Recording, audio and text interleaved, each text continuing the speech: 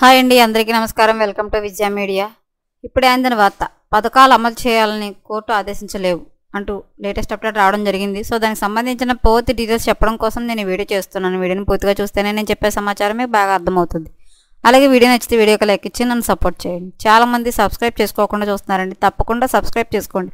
అప్పుడే నేను పెట్టే ప్రతి వీడియో చూడడానికి అవకాశం ఉంటుంది. అలాగే వీడియోని లైక్ చేయడం వల్ల వీడియో కొంతమందికి రీచ్ అయ్యి ఇన్ఫర్మేషన్ మరి కొంతమంది తెలిసే అవకాశం ఉంటుందండి. సో లేట్ చేయకుండా మన వీడియోలోకి వెళ్ళిపోదాం. ప్రభుత్వాల విధానపరమైన అంశాలను పరిశీలించడంలో న్యాయస్థానాల పరిధి పరిమితంగా ఉంటుందని సుప్రీంకోర్టు తెలిపింది.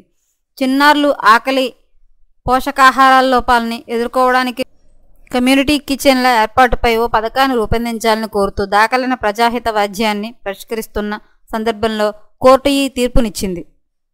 జాతీయ ఆహార భద్రతా చట్టం, ఇతర సంక్షేమ పథకాలను కేంద్రం, రాష్ట్ర ప్రభుత్వాలు అమలు చేస్తున్నాయని, ఈ విషయంలో న్యాయస్థానాలు ఎలాంటి ఆదేశాలు ఇవ్వలేవని పేర్కొంది. ప్రభుత్వాలకు పథకాలను రూపొందించే అర్హత ఉంటుంది.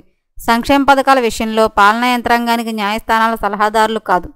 మెరుగైన ప్రత్యామ్నాయం ఉండే కారణంతో విధానం లేదా పథకాన్ని అమలు చేయని న్యాయస్థానాలు రాష్ట్రాలను ఆదేశించలేవు అని బెంచ్ పేర్కొంది. వీటిని అమలు గురించి నిర్ణయించే అధికారం కేంద్ర, రాష్ట్ర ప్రభుత్వాలకు ఉంటుందని అత్యున్నత న్యాయస్థానం పేర్కొంది.